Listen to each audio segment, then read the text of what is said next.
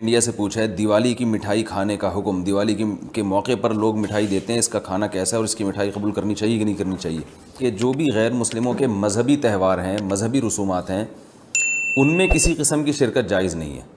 قرآن مجید نے غیر مسلموں کی دو اقسام بیان کی ہیں کہ وہ غیر مسلم جو تمہاری دشمن نہیں ہیں، جنہوں نے تمہیں گھروں سے نہیں نکالا، تم پر ظلم زیادتی نہیں کی، تو اللہ تعالیٰ تمہیں منع نہیں کرتا کہ ان سے اچھا سلوک کرو، بلکہ اللہ تمہیں حکم دیتا ہے کہ ان کے ساتھ اچھا سلوک کرو، کیونکہ اللہ تعالیٰ انصاف کرنے والوں کو پسند کرتے ہیں۔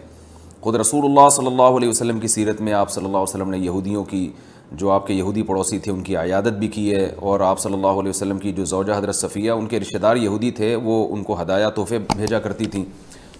لیکن اس کی ایک باؤنڈری ہے، وہ یہ ہے کہ ایسا نہ ہو کہ آپ ان کے مذہبی معاملات میں، ان کی مذہبی رسومات میں شرکت کرنا شروع کر دیں، کیونکہ کسی بھی طرح سے ان کے مذہب کو اپریشیٹ کرنا، اس کی حوصلہ افزائی کرنا جائز نہیں ہے، کیونکہ یہ اس کی علامت ہے کہ آپ کو اپنے برحق ہونے پر اطمینان نہیں ہے۔ لوگ یہ کہتے ہیں کہ وہ بھی تو ہماری عید میں شریک ہوتے ہیں، تو دیکھیں ان کے مذہب میں یہ اجازت ہے کہ ہماری عید میں اور ہمارے تہوار میں شریک ہوں، ہمارے مذہب میں اجازت نہیں ہے، تو ہم تو اپنے مذہب کو فالو کریں گے۔ ہمارے مذہب میں کرسمس ہے یا جو بھی ان کے مذہبی تہوار ہیں، ان میں کسی بھی قسم کی شرکت کی ہمیں شریعت میں اجازت نہیں دی ہے۔ اس کی گنجائش دی ہے کہ الا ان تتقوا منہم تقاہ، کوئی خطرہ ہو، اندیشہ ہو، آپ ایسی جگہ پہ رہتے ہیں جہاں غیر مسلموں کا غلبہ ہے، اور اگر آپ نے بالکل ہی بائیکاٹ کر کے رکھا تو آپ کو خطرہ ہے کہ وہ یعنی آپ پہ ظلم زیادتی کریں گے، تو ظلم سے بچنے کے لیے یا زیادتی سے بچنے کے لیے جس حد تک